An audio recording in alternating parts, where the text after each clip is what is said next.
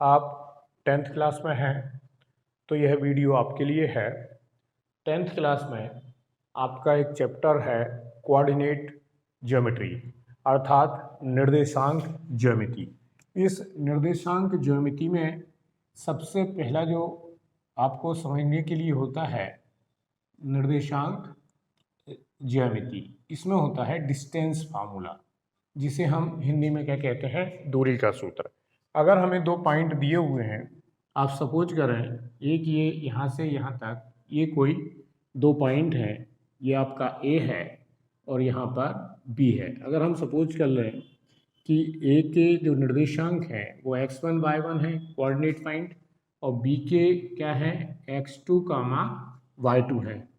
इन दोनों को अगर हम ज्वाइन कर देते हैं तो इसके बीच की डिस्टेंस निकालें, कैसे निकालेंगे, इसके बीच की दूरी कैसे निकालेंगे, इस प्रश्न का जो हल है या इस समस्या का जो सॉल्यूशन है वो हमें कोऑर्डिनेट ज्योमेट्री अर्थात निर्देशांक ज्योमेट्री से मिलता है। इसके लिए हमारे पास सिंपल ही फार्मूला होता है जिसे हम बोलते हैं डिस्टेंस फार्मूला। तो डिस्टेंस इक्वल टू, डिस्टेंस को हिंदी में क्या कहते हैं आप सभी जानते हैं, दूरी। तो डिस्टेंस फार्मूला कहता है हमसे under root of x2 minus x1 का whole square plus y2 minus y1 का होल स्क्वायर। बस इस फार्मूले को आपको अप्लाई कर देना है। जैसे ही आप इस फार्मूले को लगा देते हैं आपका सॉल्यूशन किसी भी क्वेश्चन का निकल आएगा। यहाँ पर मैंने कुछ एग्जाम्पल लिखे हुए हैं। उन एग्जाम्पल में पहला जो हमारा है ए जो पॉइंट है वो है -5 7 एंड बी कितना गिवन है हमें -1, 3।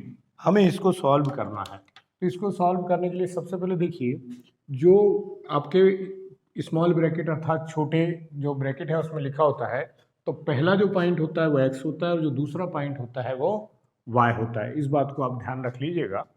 तो यहाँ पर हम सबसे पहले चाहिए क्या हमें x1 और दूसरा हमें क्या मिलेगा y1। तो x1 कितना मिल गया हमें -5 और y1 कितना होगा हमारा 7। इसी तरीके से हम देखेंगे x2 कितना होगा हमारे पास -1 और y2 कितना हो जाएगा हमारे पास 3।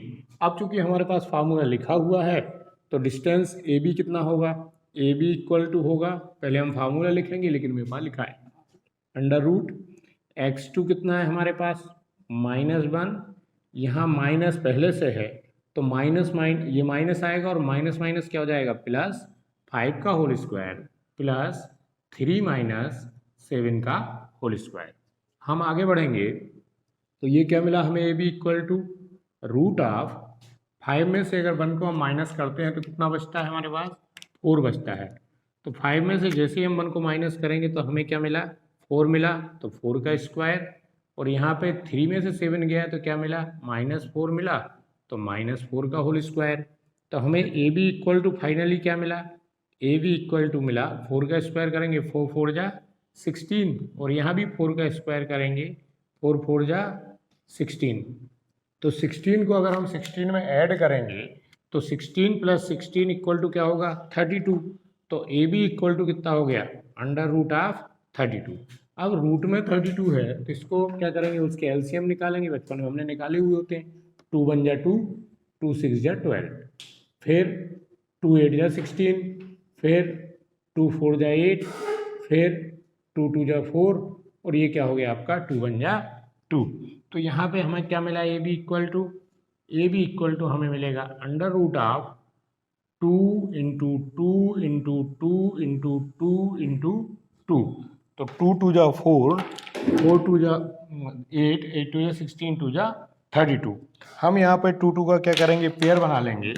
तो हमारा एक पेयर ये बना, एक पेयर ये बना, तो 2 2 बाहर आ जाएंगे। तो ए बी इक्वल टू क्या आया 2 × 2 √2। तो इसका सॉल्यूशन क्या मिल गया हमें 4√2 यूनिट, या हिंदी में इसे हम इकाई बोलते हैं। बिल्कुल सिंपल सा तरीका था, क्वेश्चन सॉल्व हो गया। अब जो है इसी तरीके से हम क्या कर सकते हैं सेकंड क्वेश्चन को भी सॉल्व कर सकते हैं।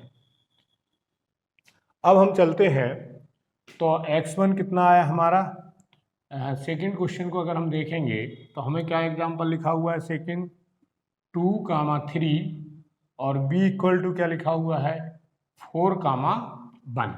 तो सिंपल सा क्वेश्चन है। यहाँ पे आप देखोगे जो पहला पॉइंट है वो x1 कितना है 2 है और y1 कितना हो गया आपका 3 हो गया। यहाँ पर x2 कितना हो गया 4 और y2 इक्वल टू कितना हो गया 1। तो हम फिर डिस्टेंस फार्मूले में अप्लाई करेंगे तो ए बी इक्वल टू अब क्या होगा हमारा under root of x2 minus x1 अर्थात 4 माइनस 2 का होल स्क्वायर प्लस 1 माइनस 3 का होल स्क्वायर। तो ए बी इक्वल टू हमें यहाँ पे क्या मिलेगा अंडर रूट ऑफ 4 माइनस 2 का स्क्वायर 1 माइनस 3 कितना हो गया यहाँ माइनस 2 का स्क्वायर। तो यहाँ क्या मिल गया हमें 2 जा 4 और यहाँ भी 2 जा 4 अर्थात हमें क्या मिला under root of 8। Under root of 8 क्या हो जाएगा आपका इसका भी एलसीएम निकाल के दिखाया था हमने 8 का 2 4 जा 8 2 जा 4 और ये क्या हो गया आपका 2 बन जा 2। तो यहाँ कितना आ जाएगा आपका इसको हम लिख देंगे चाहे तो 2 इंटू 2 अगर आप डायरेक्ट कर सकते हैं तो डायरेक्ट भी कर दें तो ये 2 बाहर आ जाएगा और इसका आंसर होगा 2√2 यूनिट। ये इस तरीके से ये क्वेश्चन भी सॉल्व हो गया। बिल्कुल सिंपल सा क्वेश्चन था। अब हम देखते हैं हमारा नेक्स्ट क्वेश्चन जिसमें हमें क्या पॉइंट दिए हुए इन पॉइंट्स को सिर्फ पॉइंट्स को देखना है आपको कुछ नहीं करना 3 और 6 और दूसरा पॉइंट दिया हुआ है आपको -3, 4। तो फिर वही कंपेयर करेंगे तो x1 इक्वल टू कितना होगा 3 और y1 इक्वल टू कितना हो जाएगा आपका 6। x2 इक्वल टू कितना होगा -3 और y2 इक्वल टू कितना होगा 4। हम डिस्टेंस फार्मूले में इसको अप्लाई करेंगे तो ए बी इक्वल टू क्या होगा फिर से वही under root x2 minus x1 मतलब -3 का होल स्क्वायर प्लस 4 माइनस 6 का होल स्क्वायर। तो यहाँ पे क्या हो जाएगा ये माइनस और माइनस प्लस होता है तो ये -6 का होल स्क्वायर प्लस 4 में से 6 गया कितना हो गया -2 का होल स्क्वायर। अब हम 6 का माइनस का स्क्वायर जब करेंगे तो माइनस माइनस क्या होता है प्लस 6 6 जा कितना होगा 36 प्लस माइनस माइनस प्लस और ये कितना हो गया 2 2 जा 4। तो इस तरीके से ये कितना आ गया 36 प्लस 4 ये हो गया 40।